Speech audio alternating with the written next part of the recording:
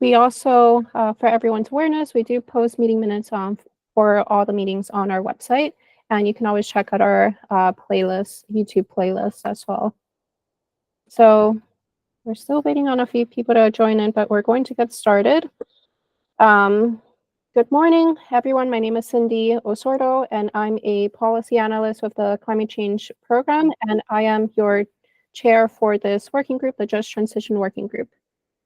Stephanie, could you please pull up the slides? Yeah. Do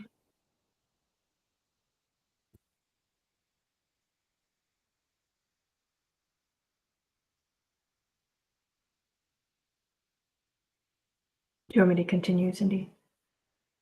Yes, go ahead. Okay. Hi, everyone. This is Stephanie Vo, the program coordinator for all of the new working groups under the Maryland Commission on Climate Change. So in today's meeting, here's an outline. So first, we'll do some introductions and some updates that we think are important for you all to know. We'll hear two great presentations. First from BGE about their networked geothermal pilot program, which I think a lot of folks here are interested in. And then we'll hear from NREL about who will introduce their study associated with this working group. And then we'll end with some discussion on draft recommendations. We have 3 to present today, and you all have an opportunity to give some feedback on them. And then we'll end with public comment, as always. So first, some updates. Stephanie? Yes. Can you please do roll call? Oh, yes. I can do that right now. Yeah, I'll go through a list of the members for roll call. Please indicate if you are present. So first, Senator Don Guile. Senator John Moutz. Senator Moutz is here. Yeah. Delegate Regina Boyce. Delegate David Frazier Hidalgo. Cindy Osoto. Present. Chanel Viator. Here. Allison Breitenauthor. She couldn't make it today. Richard Strong. Jason Asher. Here. Rico Albuquerque. Here. Donna Edwards.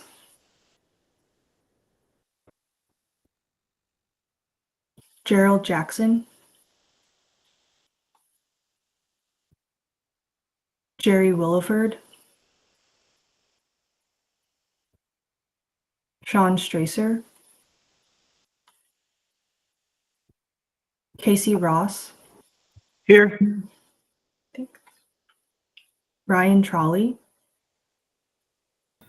Here. Stephanie Johnson. Moira Cyphers. Aaron Appel. Brad Phillips. Lynn Nash. Kimberly Haven. Jennifer Walsh. Suzanne Mikowski. Here. Colby Little. Tiffany Fisher. Larry Shiflett. John Hines. Here. Tanya Terrell. Present. Thank you. And Khalid Malik. I'm here. Thank you. All right, thanks all. So yeah, moving on to updates.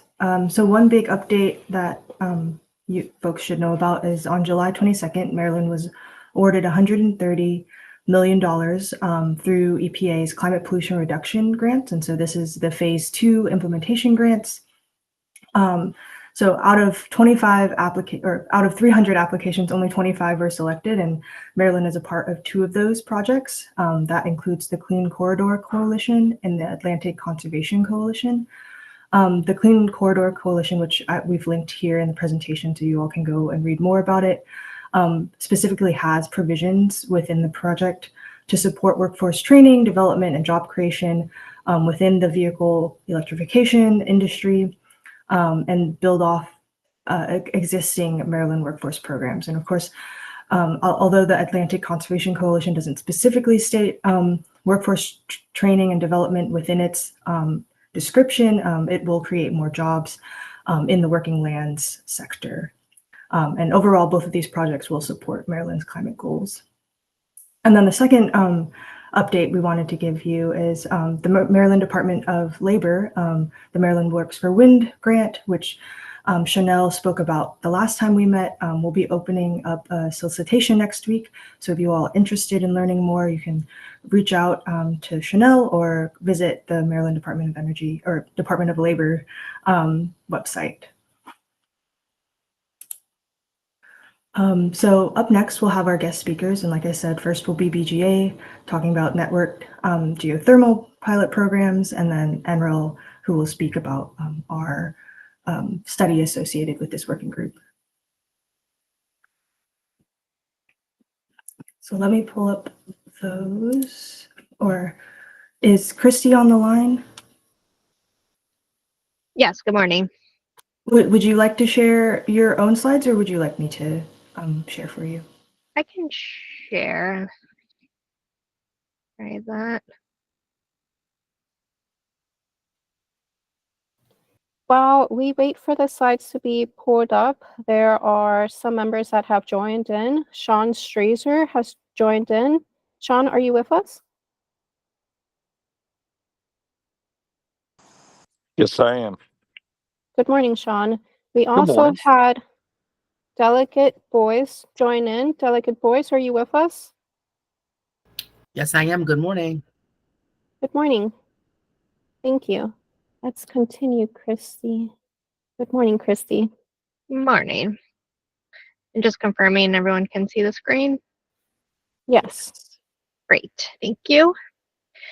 So good morning, everyone. My name is Christy Fleischman-Gronke. I'm the Senior Manager of Smart Grid and Innovation at BGE. I will be leading BGE's pilot development for our network geothermal offering that will be submitted to the Commission next July. So jumping into the slides, this slide just kind of covers the Warmth Act. Many of you are probably familiar with it, but just to cover, a couple of the high-level details. The utilities, gas utilities in Maryland, specifically gas utilities that have more than 75,000 customers, are required to submit a proposal to the Public Service Commission by next July. Other utilities in Maryland may submit a proposal, but BGE and Washington Gas would be the 2 utilities that meet that 75,000 customer threshold and required to submit a proposal. So over the next several months, we'll be working to develop our proposal that will go in front of the Commission next summer. We are currently working to onboard an engineering firm, which will help us identify the neighborhoods where this pilot program could be installed. So some of the requirements from the Warmth Act is that this must be installed in neighborhoods that have 80% of the participating customers that are low to moderate income. They must be served by gas today. The engineering firm will also be looking at the geology of those neighborhoods to make sure they're suitable for network geothermal, as well as where they are on our STRIDE plans for any gas infrastructure work. We don't want to target a neighborhood that's already had some gas infrastructure work. And there's also specific workforce requirements. So the law requires us to work with our represented union employees to skill those employees up on this new technology and this new work stream, as well as hire qualified contractors that abide by the community benefit agreement, which is defined in the law, to have a lot of specifics to ensure, Maryland residents are skilled and trained in this new technology. We'll be engaging the community as we identify these locations, and as we work to install them, customers will be offered the replacement of their gas appliances with electric appliances and weatherization to ensure their homes are efficient for this new system going in. And the law also requires us working with MEA to secure funding for those transitions of appliances.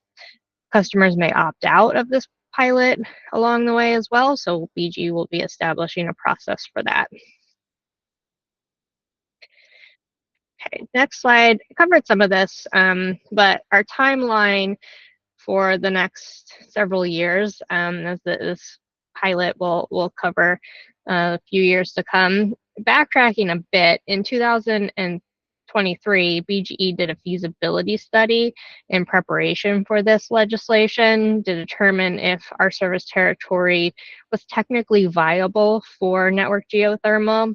And the study found that 80% of our service territory is technically viable. Most of the areas that aren't as feasible for network geothermal are really along the coastline for the Chesapeake Bay, where you have like a sandier soil and it takes a little bit deeper boreholes to get to the necessary bedrock. As many of us know, the legislation passed in April and BGE started our pilot planning. The commission released an order about 2 weeks ago, providing some more details into what they would be looking for in the proposals coming from the utilities. There's an October 1st filing requirement that I think just signals to the commission which utilities are planning to develop a full proposal, which will be submitted again in July of 2025. For those interested, the PSC opened a new case for this. That is case 9749. Once we file next July, the law gives the commission until December 31st, 2025 to make a decision. The utilities then have 12 months to build the system, so all of 2026. Customers will go live in 2027. We would operate the system from 27 to 28 through 28, and then in 2029, the final reports will be due to the commission to evaluate the effectiveness of this pilot, determine, is this something that should continue to be deployed in Maryland. Next slide, just a little bit of what's happened so far. So I mentioned our study that we completed in 2023. The House Bill 397 was signed by Governor Moore. BGE stood up our internal team. So again, I will be leading the project management office, and we have a lot of dotted line employees reporting up into the project management office that have subject matter experts in their fields of metering, customer experience, and our gas team that will be helping develop this thermal network. We've developed our project plan, milestone plan. I mentioned we are working to secure an engineering firm for our site selections. We hope to have a short list of neighborhoods by the end of this year, and then start that community outreach in early 25 to narrow down that short list to the 2 neighborhoods that BG will propose in July of 25. A few more details on the feasibility study. So I mentioned 80% of the service territory is technically viable. You can see in the map there, the orange areas are really the counties and communities that are the most viable, and we'll be looking at those as we dive down deeper into neighborhood specifics. The report also found, that this is a great way to reduce greenhouse gas emissions by 60%. Also seeing energy savings and peak electric reductions. It is important to stress the thermal balance needed. So from when we're looking at the neighborhoods, we want to make sure that we're incorporating a good mix of load for heating and cooling balances, as well as load throughout the day. So if you look at a community per se that has residential homes, but also near a school, and we can include the school perhaps in the program, the school's using more power during the day when the residential homes are likely vacant, and then in the evenings the school's vacant and the residential homes are occupied. So you can kind of move that demand throughout the day with a good balance throughout the system. So that will be another thing we'll be keen in on as we identify our neighborhoods. So last slide, just covering some of the pilot benefits. I mentioned that this, is reduced heating and cooling costs to our customers. So they will be switching from gas heating to, essentially what looks like electric heating. So electrification occurring at the house, their electric bill will go up from switching from a gas stove, perhaps a gas clothes dryer, to electric stove and clothes dryer, and turning over that furnace to a geothermal heat pump. With this pilot, the utility is providing all the equipment and providing weatherization to the customers. And we've heard from customers that have had geothermal systems that, they really like the systems. There's reduced noise from, air sourced heat pump or furnace running in their house, and increased comfort.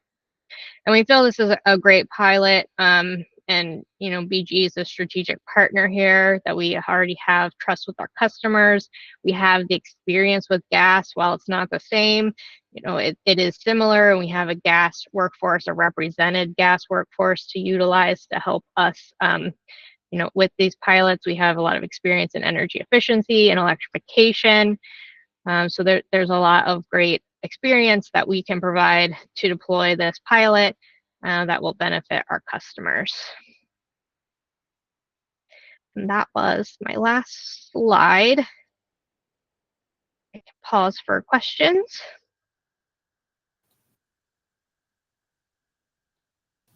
Delicate voice. Thank you. Can you see me? I can hear Oh. you. Christy, could you pull down your Sure. slides, please? No, I'm off camera. Oh, there I am. Sorry. Good morning, and thank you, Christy, for the presentation. I had a couple of questions, and maybe you answered it, and I missed it because I was probably trying to read the presentation and listen at the same time. It's my problem. You said of the area surveyed, 80% is essentially viable to essentially put in geothermal. Of that 80%, what is the percentage of I guess the targeted communities of that 80%? So it's 80% of Maryland, but is it only, I don't know, 20%, 50% of the 80% that would actually meet the criteria of communities and neighborhoods and individuals? So, if you mean how many communities will actually get offered this pilot? No, that's not what I mean. Okay, sorry. I mean, I'm sorry. Let me do better. So you said 80% of Maryland is viable for essentially this service. Was that 80% also including the quote unquote neighborhoods or communities in question? So we'll be taking it down to, let me clarify, it's 80% of BG's service territory. We didn't do all of Maryland. Right. As you know, we're the main central piece of Oh, that's Maryland. okay. So we will take that 80% and then start to scale it down, layering on the criteria from the bill. So we just looked at the service territory in general. Now we need to layer on the low income requirements. Okay, so you just haven't done that yet. Correct. That is what we're going to begin next month, and we'll have a short list by the end of this year. Thank you. I'm sorry. That was no, thank you. Sorry. And then I'm just slow. It's morning and I'm still drinking coffee. So my next question was, more often than not, when we do these projects that are, supposed to reduce greenhouse gases and other emissions, sometimes I feel like sometimes there is a failure to talk about potential long-term effects. And I'm wondering, I don't know enough about geothermal, but what are the potential negative probably impacts, especially as we're talking about going down, drilling down. So I just wondered about any short-term or long-term effects.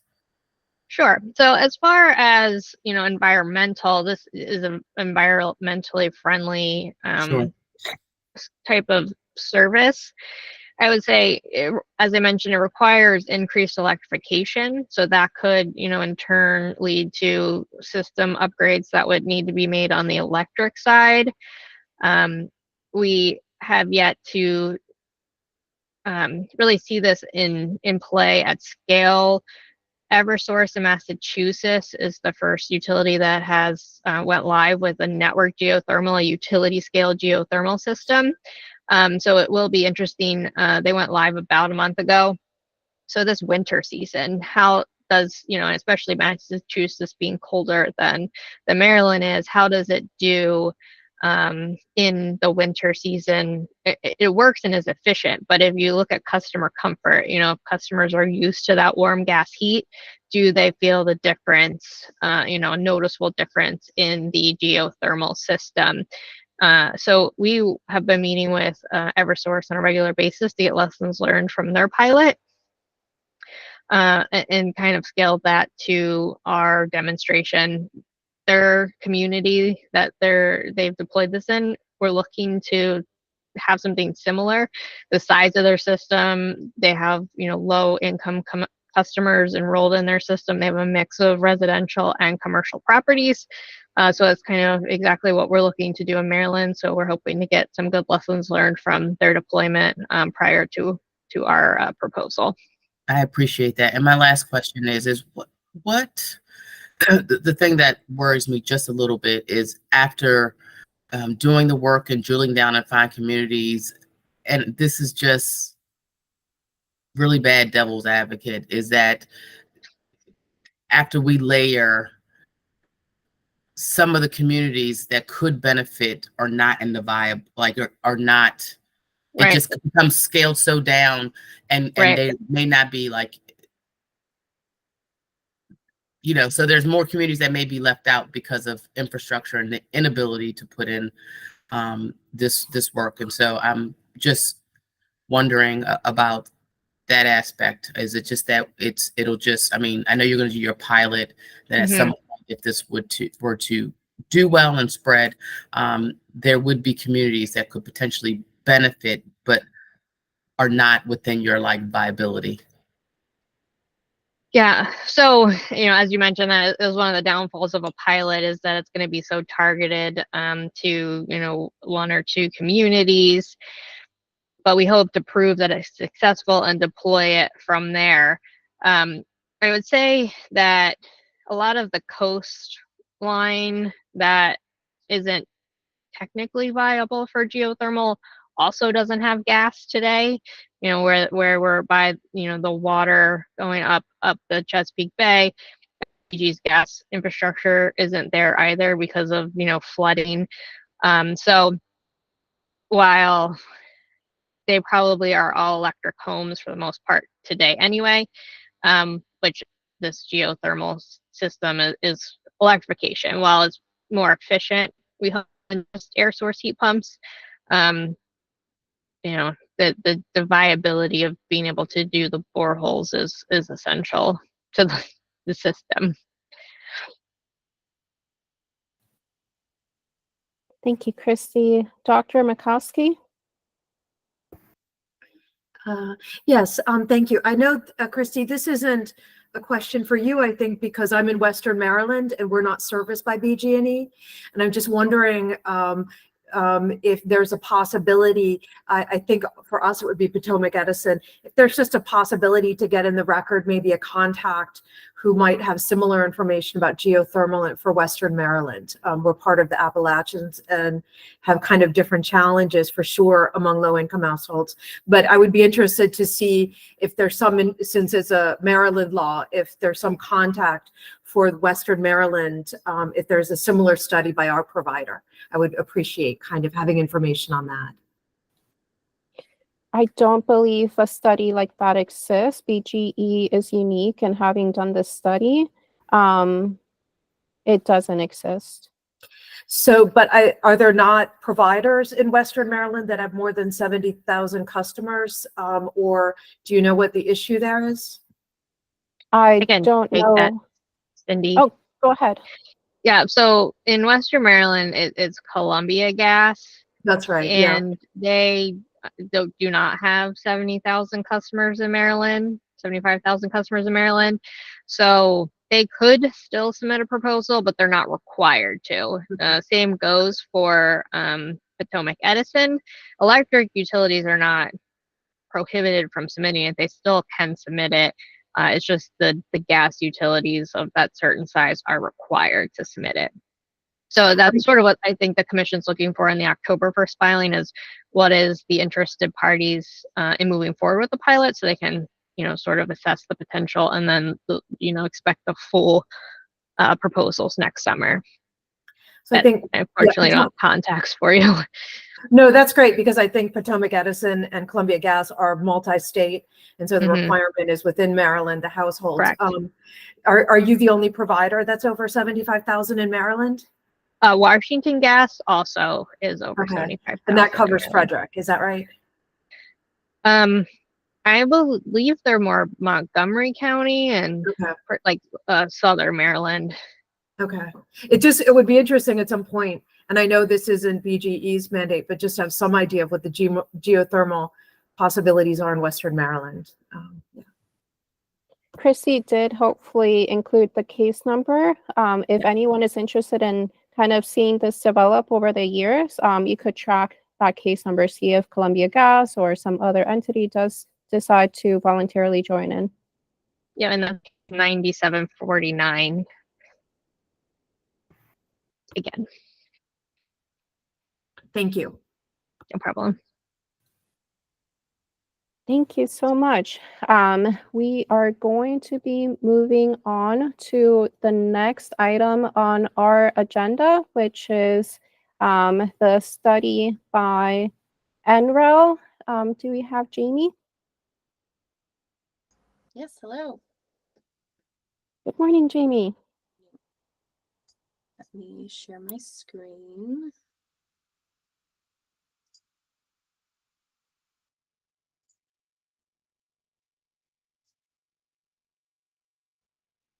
Okay, looks like hopefully everyone can see that. If somebody could let me know verbally if you cannot see the slides, I would appreciate it. Perfect. All right, well, good morning. Thanks for having me. My name is Jamie, Jamie Lapp. I am a project manager with the National Renewable Energy Lab, which I believe you all are relatively familiar with.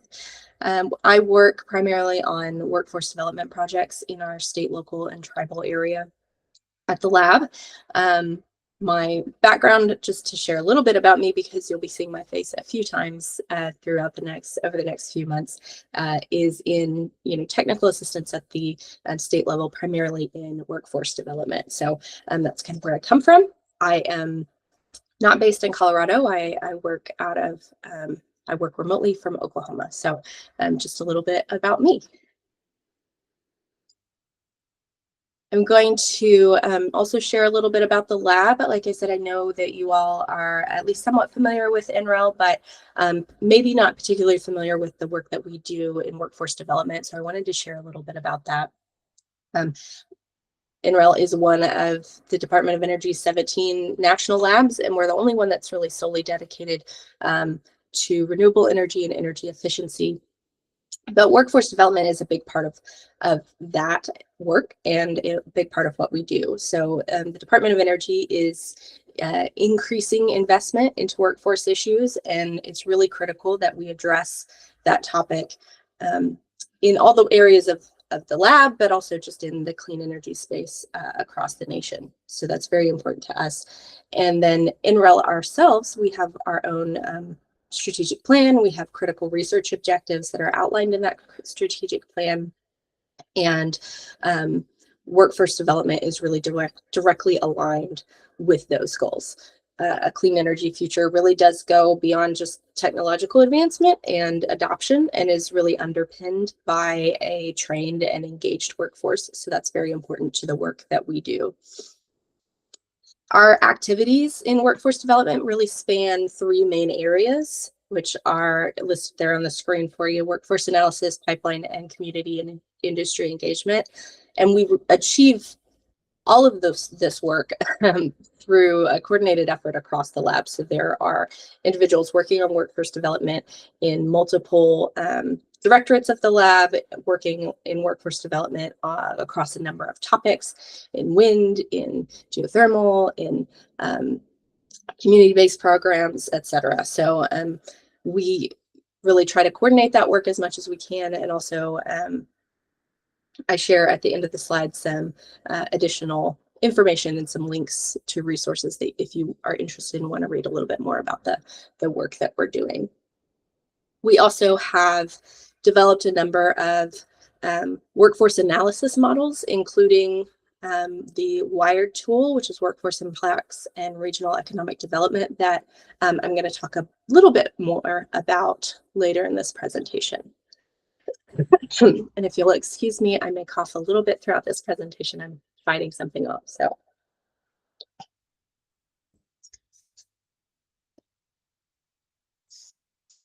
that brings us to Maryland. You know a little bit about the lab, you know a little bit about me, and I have been joining these calls for the last few months. It's been really fascinating to see all the different presentations and to see the work that you all are doing. There's a lot of great things going on. In talking with Cindy and listening to the discussion that's been happening in this work group, it really seems clear that Maryland has invested a lot of time and energy in understanding the current landscape. But how do we kind of bring all of that information together, right? There are a number of fantastic reports that have been done. I've been reading those. My bedtime reading lately has been reports on Maryland workforce, which has been really fascinating. And how do we bring all of that down to the community level so that we can really kind of implement change? And how do we then build something that is scalable at the community level?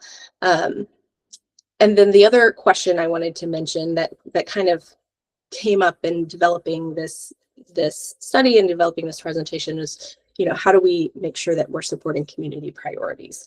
Change at the community level really can be challenging when you're focused on the big picture, right? And that is your job, is to focus on the big picture.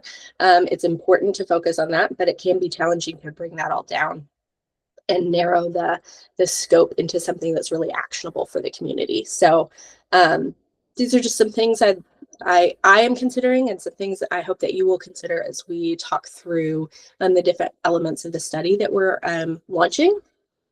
And then some questions that we, like I said, as researchers can use to help us identify the steps that we need to take.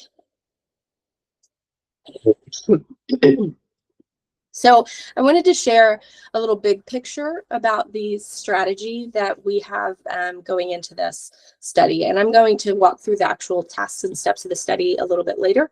But the key actions that we feel we need to answer in order, or that we need to consider in order to answer those questions I just asked. What are the key issues that the workforce is dealing with, particularly identifying opportunities specific to energy efficiency and clean energy technologies? What are the industries and trades? What skills do the workforce possess that can be leveraged into clean energy roles?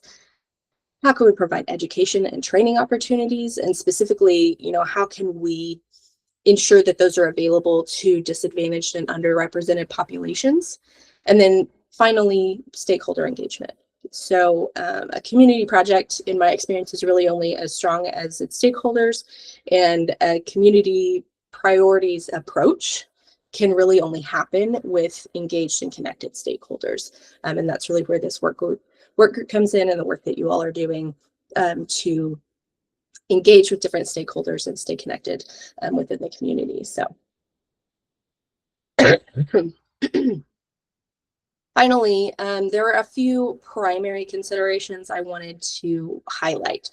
So the first is this charge from Governor Moore to leave no one behind. And our goal for this aligns very directly with goals that we have in workforce work that we do at the lab, which is to consider and incorporate diversity, justice, equity, and inclusion in the tasks, analysis, and strategies that we develop throughout the course of this study. That's going to be something that's kind of underpinning the work that we're doing. And I wanted to highlight it here and specifically call it out because I want to make sure that that's first in our awareness. And then second, that we are really building a foundation or a template with this study that Maryland, potentially even other states or communities could build upon. So the goal of this study is to select pilot communities that we will analyze, that we will assess, and work with to then develop strategies for ensuring a just transition for the workforce and for the local economy. So we'll start the project with identifying a handful of communities, and then throughout the stages of the project, we'll kind of zero in further from the original group of communities to identify those strategies that they'll sort of be a down selection of communities as we work through the pilot, with the goal that once we complete that, it can then be scaled and repeated. So these are kind of the overarching things I wanted to highlight as our strategy that we use to develop and to look kind of at that big picture level at the actual specific tasks that we designed for this study. So before we move into the specific tasks and steps, I wanted to just take a moment to pause here if there are any questions from the members so far. I kind of just quickly went through that, so I wanted to take a pause just for a second for members if you have any questions before I move on.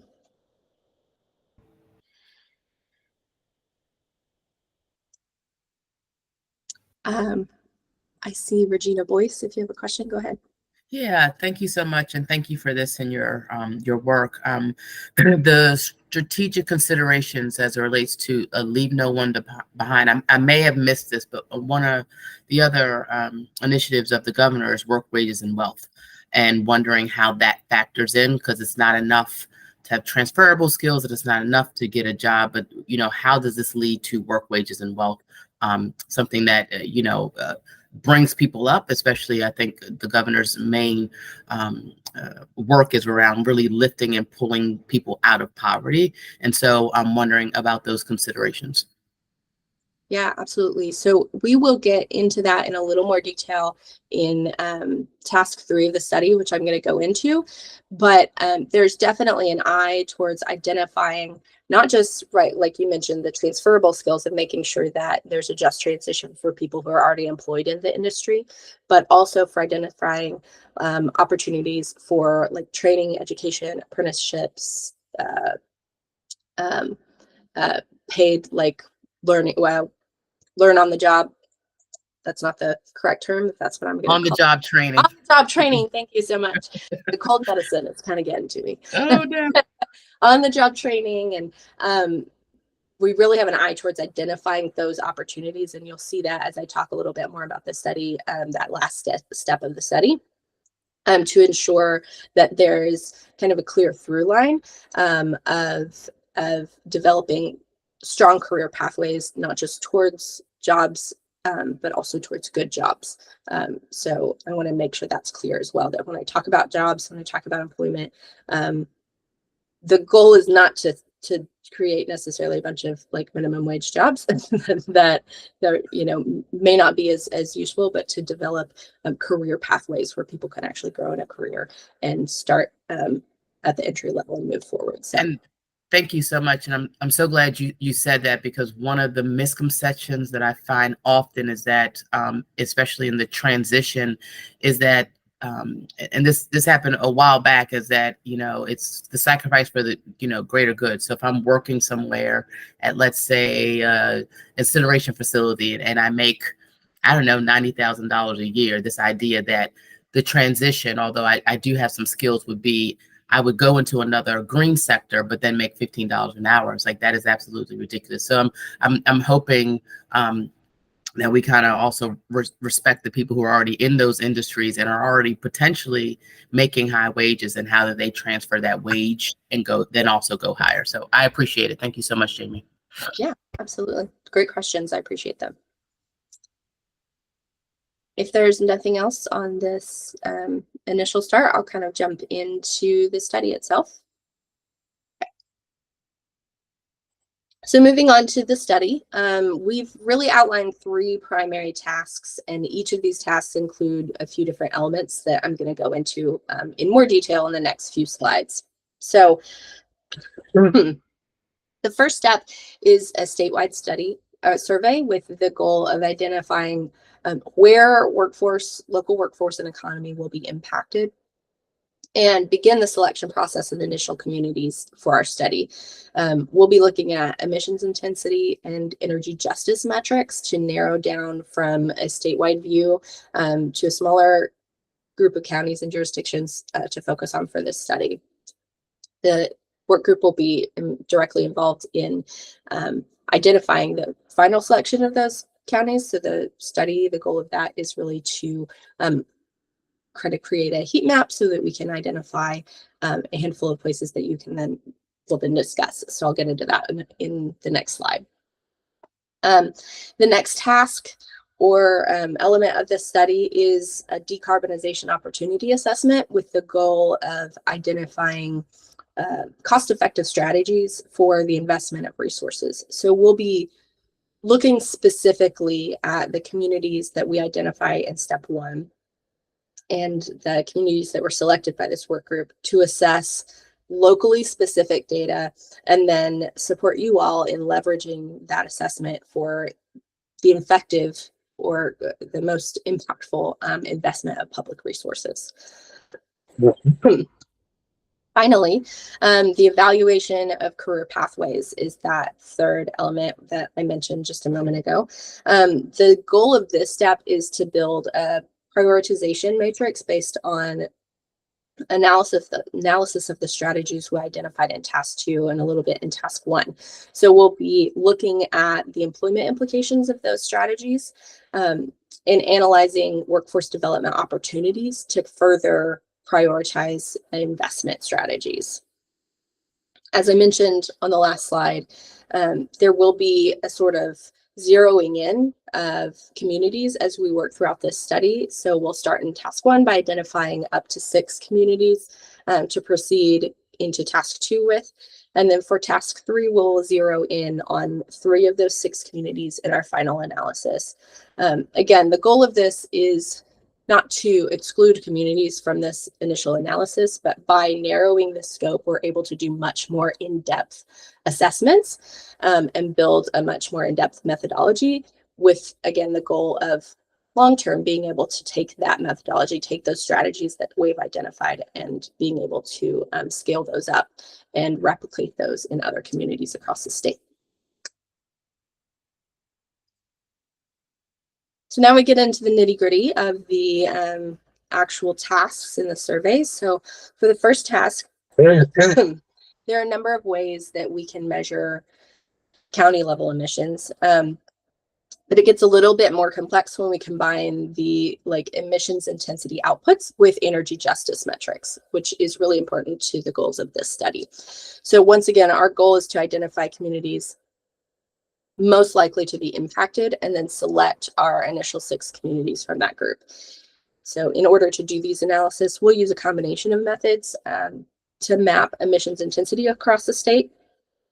Then we'll utilize publicly available data to analyze factors known to influence transition and economic development planning, such as employment, prevailing industries, income, etc. And then finally, we'll combine those to identify hubs or create that kind of hotspot heat map where the impact is likely to be the strongest. So when we've completed the analysis of these two elements, then we will present them to this work group and facilitate a discussion to really identify where we want to initially focus. So up to 6 communities for this study. Like I said, these analyses will present likely more than 6 places where it could be focused. So this work group will really have the work of using these analysis, which I will present to the group, and your own, stakeholder knowledge to decide on those initial 6 communities. So just something to consider. For the second step or task of the study, that decarbonization opportunity assessment, we will use the NREL developed SLOPE platform, which is a state local planning for energy platform. And using the analyses and identify communities from task 1, we'll analyze sector energy use, building energy potential or energy efficiency potential, electrification potential, and other renewable energy opportunities for the 6 communities. This will generate data to inform planning and goal setting that's specific to the local jurisdictions. So by using the tool, we'll really be able to focus in to those local jurisdictions. At this point, we will then work with stakeholders to identify cost-effective and locally appropriate strategies for the investment of public resources for clean energy. And at this point is where we will kind of down select to 3 of those 6 communities that we identified in task 1. I will also mention that the SLOPE tool has the SLOPE tool is essentially a model where we've layered in a lot of different data, publicly available data and data sets. So there are a lot of layers there, and it does include some of those demographics and energy justice metrics that we may look at that we will be looking at in the first step. So that may also be part of this assessment to a certain extent, but the goal will be looking at that decarbonization opportunities in those communities.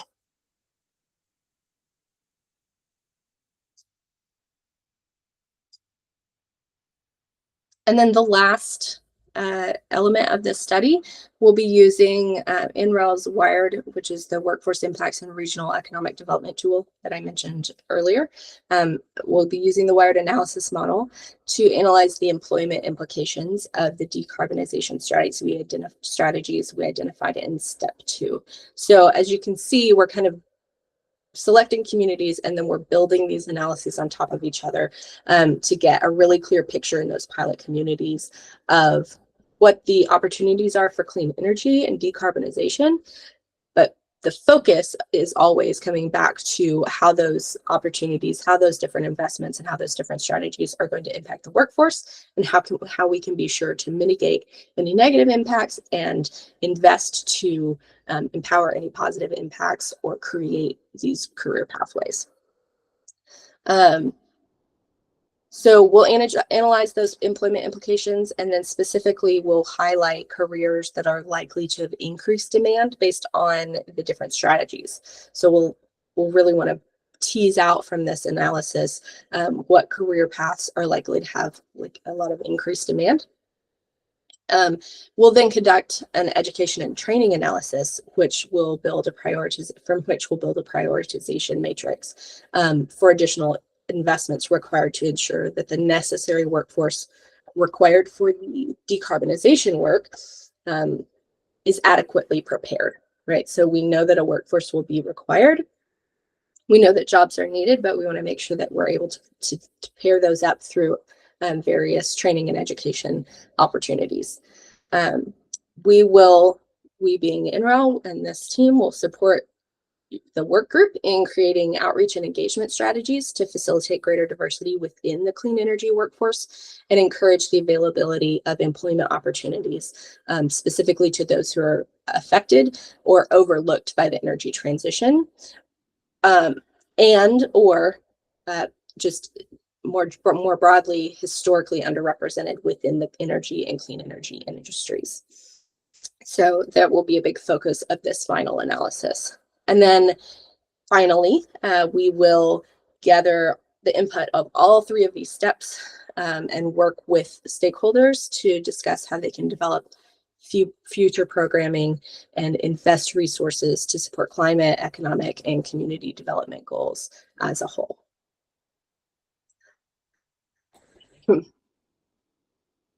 So once again, the goal of this project is really to develop methodologies and strategies in that initial study that can be expanded on and used again in other communities across the state. There are a number of areas in the recent survey that I believe was presented in the last meeting, possibly. Yes, yeah, that it was. I really hope will be addressed in the study, including the identification of training opportunities and apprenticeships, funding strategies for investing resources in the most impactful way, and then also hopefully addressing challenges that were identified in that survey as well, like identifying the key barriers in the workforce, identifying transferable skills, and mapping out clear pathways for a transition into careers in clean energy. So I'm very aware of those concerns and the opportunities that were identified there, and I hope that this study, although it was happening at the same time, the development was happening at the same time, I'm hopeful that those align really well. So in the initial selection of communities, it will be important to ensure that the selection of those communities is really in alignment with an equitable economy. So I wanted to bring the discussion back around to the principles of this work group, because I think the just transition principles you all have identified are really valuable, and how those can and should be considered throughout the study and Maryland's transition. So that is my final slide other than the resources side. And I wanted to once again open up for questions and discussion from the work group members, if you have those. I believe if you have public comment, you'll need to, and you are not a member, you'll need to hold that to the end of the meeting.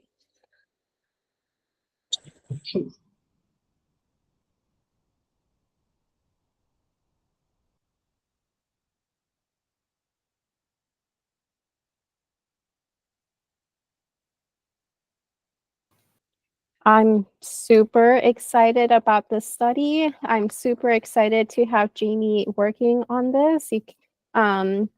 Jamie has been looking through some of our Maryland resources, which everyone here has access to. It's on our website. There's a variety of work that has already been done by the Department of Labor or Maryland Energy Administration and others. And there's a lot of really exciting work ahead of us due to the Climate Solutions Now Act and other laws like we just heard from BGE. So super, super excited. Do any members have any questions or comments?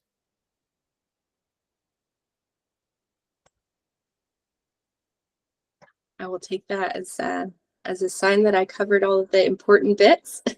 But if you do have any questions, of course, please feel free to ask those at any point in the chat, and I'll try to answer them as I can.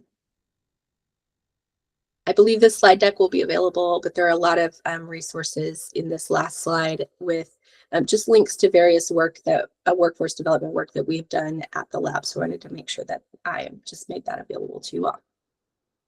Thanks again.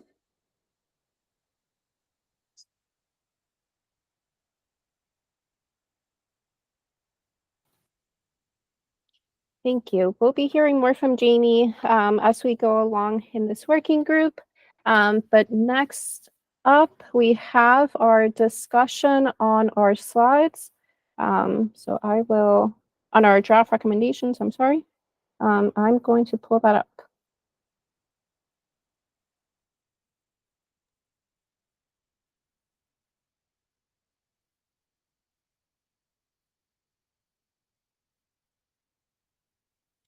So first, I wanted to kind of remind everyone of what we've already done.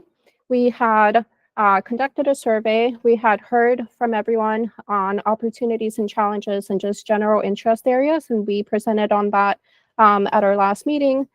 We had also solicited comments for any specific language that anyone wanted to consider. And we didn't receive any specific language, but we went ahead and created some draft recommendations based on the recurring themes of the survey, and we're going to be hearing about that shortly. So today is when we talk about those draft recommendations.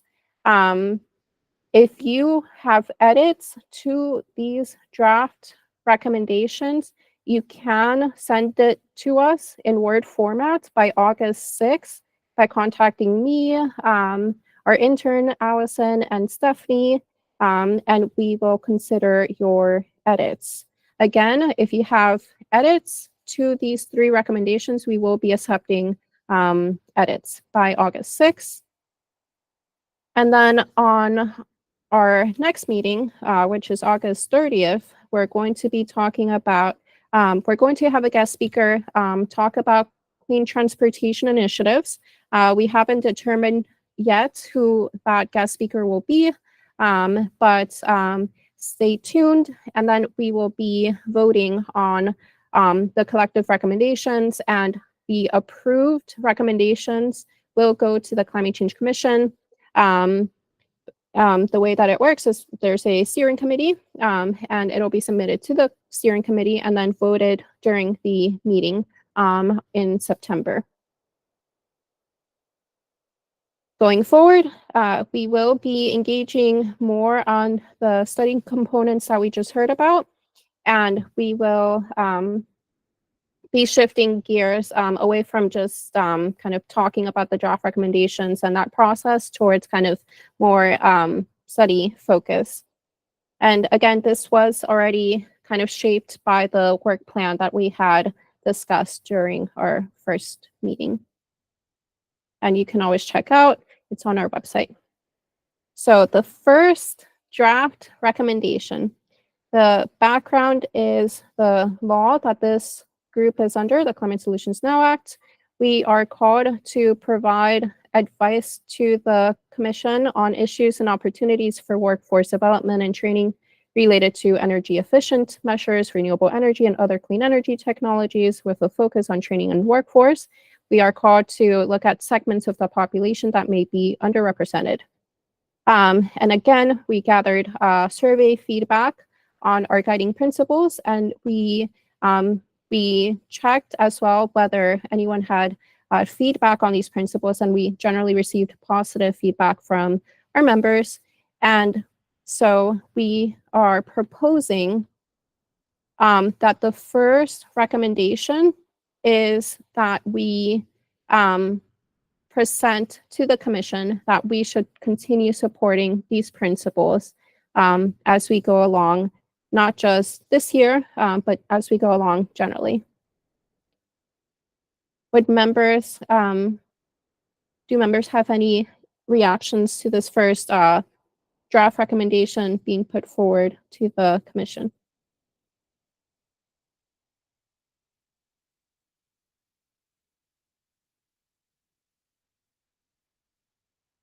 These are the same principles that we had been hearing about for a while. Casey, did you have your hand up? Just a quick note that I think these are great, and I'm all in favor and support. Delegate Boyce? I'm doing a quick skim again.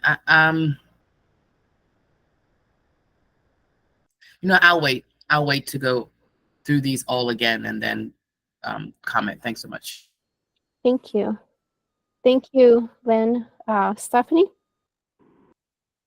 Hi, Cindy. I guess we can review in more depth later on, but I was in agreement with Delegate Boyce on having a piece about making sure that current workers have a solid job pipeline for jobs at their current level. Thank you. There's actually an upcoming recommendation on that one. Stay tuned. Cindy, can I just quickly add to that? I think I was holding it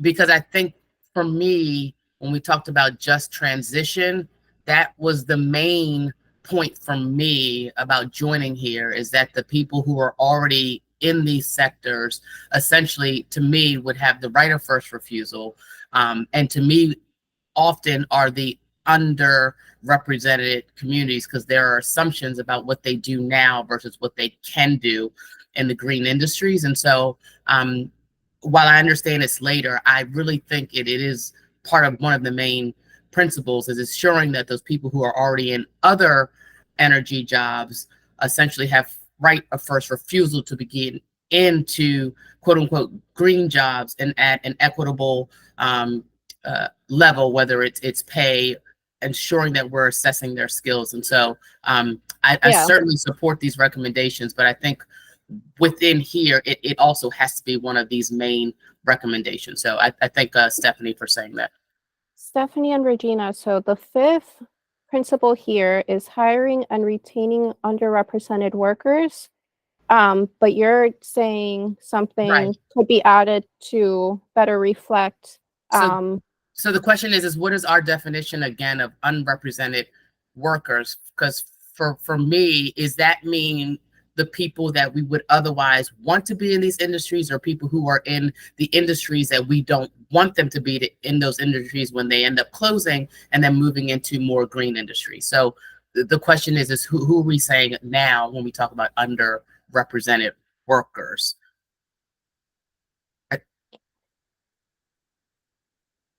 Stephanie? And piggybacking off that, coming from the solar industry, I just like to flag that a lot of those jobs are lower paid. So if you're taking someone who's highly skilled at something like natural gas, there's not necessarily an equal job for them. So figuring out what that would look like in terms of training, it might be training not necessarily as a solar installer or a heat pump installer, but something else, maintaining electrification equipment like substations or something like that. All right, that sounds good. Stephanie and Regina, I look forward to hearing from you on any specific texts that you would like to be considered to better reflect supporting existing workers and potentially the solar energy industry as well. Thank you. The second draft recommendation, the background is the law that we just heard about today, which is the WARN Act, HB 397 of 2024, requires that workers be paid no less than prevailing wage, along with other project construction agreements and considerations that include promoting career training opportunities for veterans, women, minorities, and formerly incarcerated individuals. As Maryland transitions into this new clean energy economy, we want to support existing and newly hired workers to support our climate goals. And that includes to decarbonize buildings, transportation, other emerging sectors. And just wanted to highlight again that if anyone wanted to just keep track of the pilot that we heard about today, you can do so. And I included the link here as well. I also here included the specific provisions under the law if anyone wanted to take a closer look. So the second recommendation, and just a reminder, we will be, if there's small tweaks that you wanted to do or additional language, we are accepting that. But only for these recommendations. The second recommendation is to successfully support just transition principles in Maryland's new clean energy economy. New infrastructure projects should consider following best practices regarding labor, including but not limited to prevailing wages. This can be done through project labor agreements similar to the provisions under HB 397. And this would help support job security and help support new and existing decarbonization construction projects of different sizes.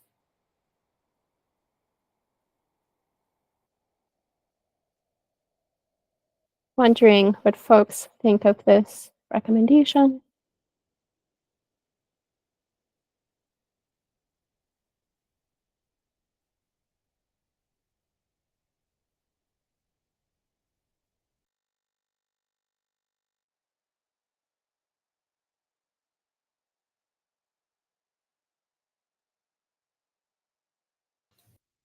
Stephanie? Hi, Cindy. My only flag would be to make sure that this is in alignment with the IRA provision. So previously, Labor had checked those boxes when we worked on the solar task force. And I'm pretty sure this does, but I'd just double check it. I wonder if anyone here would be able to speak to that. I know there's a few different folks who worked on this law.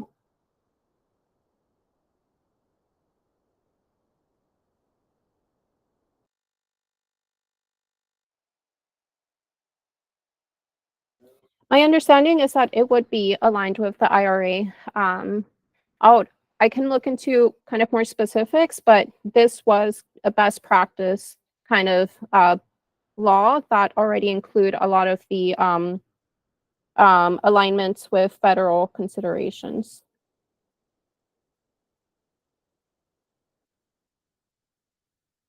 Chanel, if Chanel is here, please correct me if I'm wrong. Chanel is our Department of Labor representative.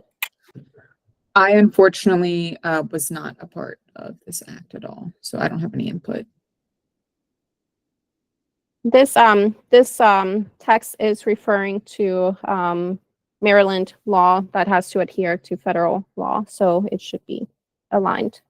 But if there's any specific IRA labor components that you would like us to look into, then we can also take a look.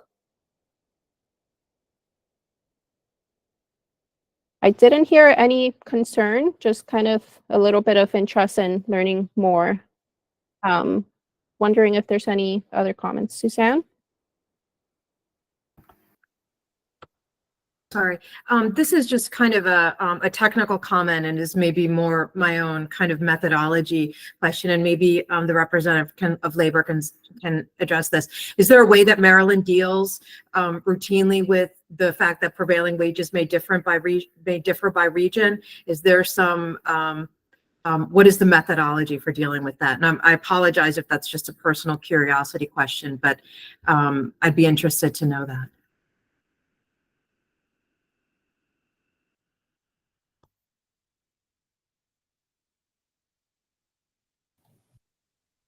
I don't have the answer to that, and I wonder, Chanel, if you might have a resource that speaks to prevailing wages.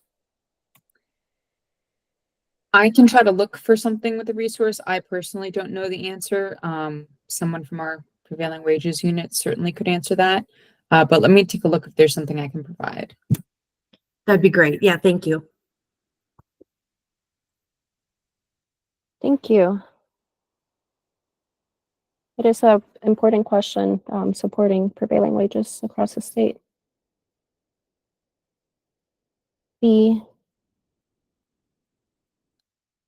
last recommendation here is the background is that this is very much shaped by the survey, but not just the survey. It was also shaped by one of our presentations that we heard about previously from one of our members. The background is that we need partnerships between public, private entities that can include various organizations, local, state, federal, nonprofit, utilities, businesses. We need partnerships in order to meet our climate goals. And that can mean encouraging enrollment and retention in clean energy pre-apprenticeship and apprenticeship programs. We had previously heard from one of our members, Civic Works, about all the amazing work that they are doing to weatherize, to promote solar energy. And one of the specific pilots that they spoke about was an electrification pilot, where they are just beginning this pilot in Baltimore City and Howard County. And this could potentially, this has a lot of really amazing goals. So it includes reducing emissions, improving indoor air quality, especially for vulnerable populations. Again, increasing energy efficiency, enhancing public awareness and education of different decarbonization options, and maintaining relationships and understanding of retrofits. So with Governor Moore calling everyone to leave no one behind, there's an opportunity for increased partnership and outreach. And that could include support through pilots like the one we just heard about. So the third recommendation is that the Just Transition Working Group would conduct an outreach campaign in 2025 to encourage applications and participation in clean energy apprenticeships that could support things like electrical audits, LEED certifications, and other relevant training programs that already exist or could be expanded, such as the electrification pilot that we heard about from CivicWorks. And that would mean just conducting outreach to segments of the population that would be interested in signing up to these programs.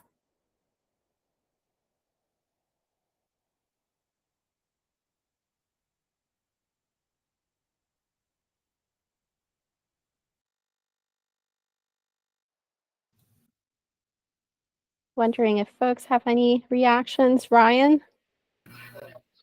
I might have a few thoughts on just how to maybe tailor this language a little better or a little more like effectively, or maybe just a few tweaks, but I can touch base in an email about that. Yeah, I mean, broadly supportive of the idea of, outreach and utilizing partnerships with community-based organizations to, connect communities with workforce development opportunities and electrification and decarbonization. Yeah, in all forms, whether that's pre-apprenticeship or, longer term apprenticeship models.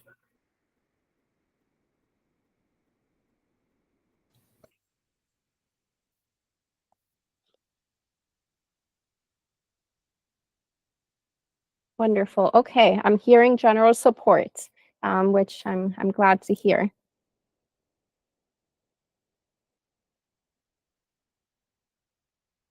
Great. So I'm going to stop sharing my screen and just invite everyone to turn on their camera if you're a member.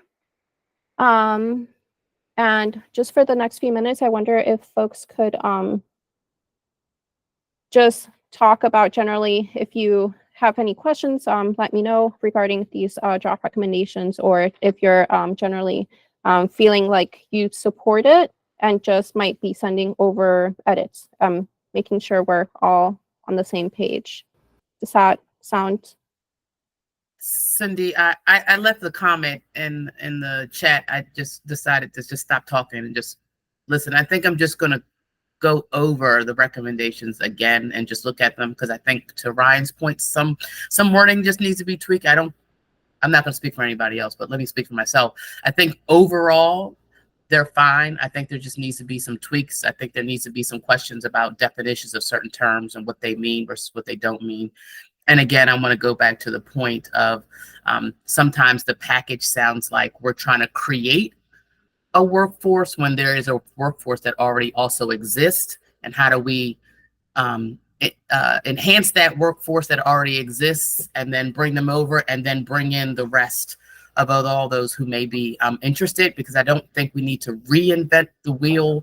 I think there are a ton of opportunities. And I think, to your point about partnering, there are already programs and partnerships that exists. And so again, for me, when we talked about just transition in general, my kind of personal goal and passion was to ensure that as we move in transition, that the people who are already doing this work, for me, the just transition is that they are transitioning with the skills that they already have per their past professions, being able to have, again, right of first refusal, being these positions, and then continue to scale up, because they're already respectfully at scale. They're already at scale. They can scale up. And it's not, I think, to the point that was made, again, I'm working in an industry where I'm overseeing some major work and I'm doing some major maintenance, but then I'm going to ask to be transferred, you know, to a job that pays $15 an hour. And that's just not it, or a skill that doesn't match their skill. And that's something that they can do, but that's not, you know, where they are. And so just ensuring, again, when we're talking about transition, so it sounds like to a degree we're talking about one thing and not another, or a combination of both. Sometimes it just sounds like we're talking about a workforce program to get people in this industry versus talking about the people who are in this industry that we want to justly transfer.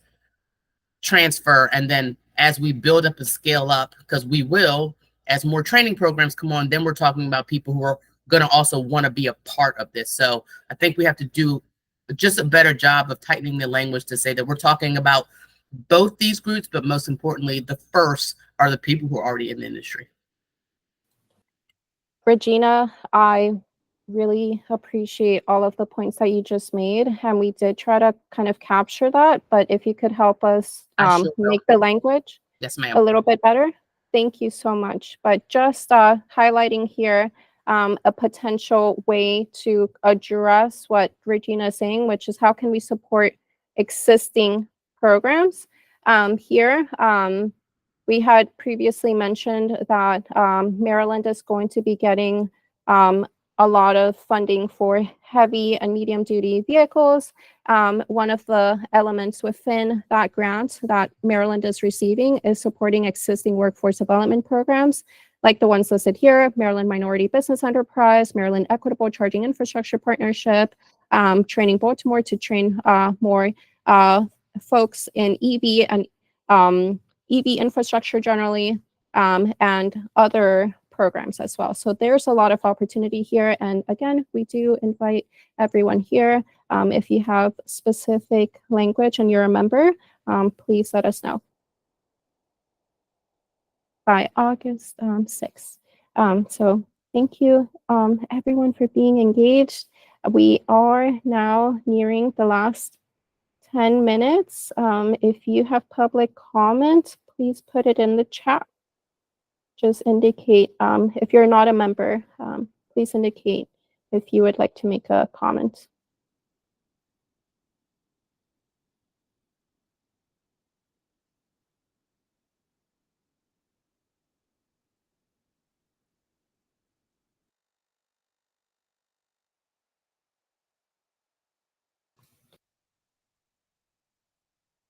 In the meantime, does anyone have any other questions?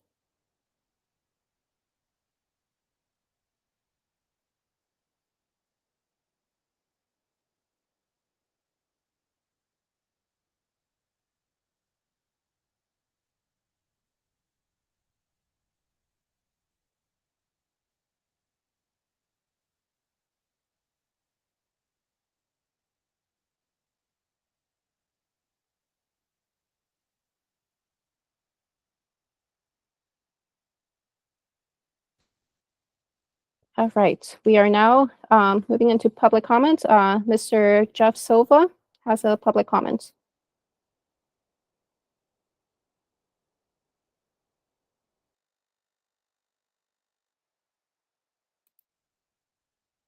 Hi. Hello. Can you hear me? Yes. Wonderful. Thank you very much.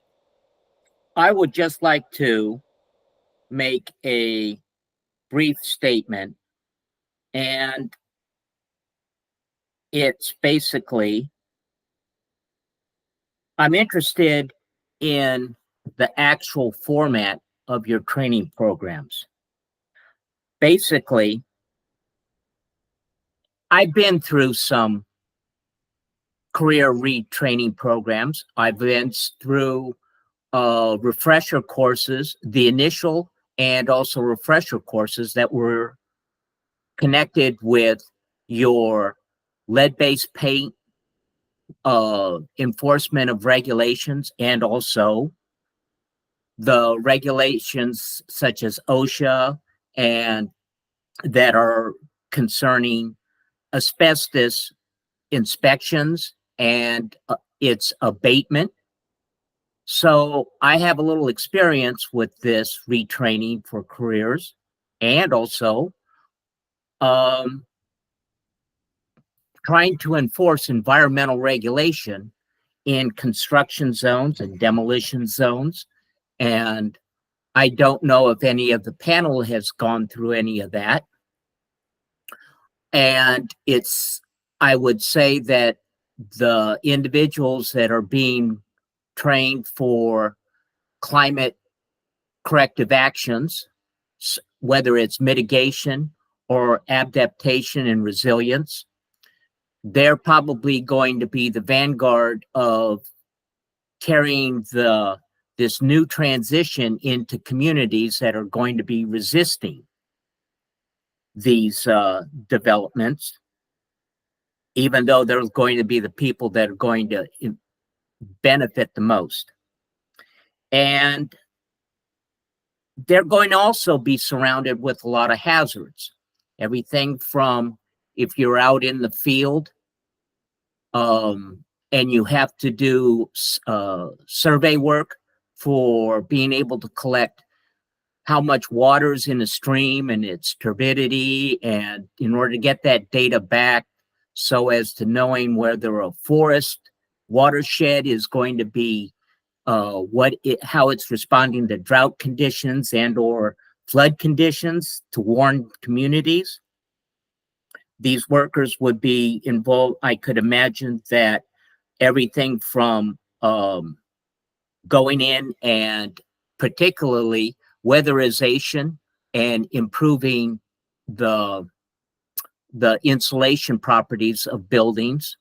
They're going to be surrounded by hidden hazards concerning hazardous building materials. So I think my suggestion would be for these training programs is that the first day should present the trainees to show the distress of the loss as a result of man-made climate change. Our destabilized climate needs to be shown as an adversary to these trainees that has no mercy for anything and anybody that gets in its way. They have to be shown the different ways that a destabilized climate will kill people. These trainees are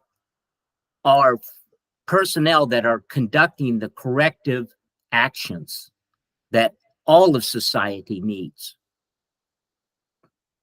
We want them to survive, but we want them to maintain the fortitude to continue on with their mission. And the second is related to that.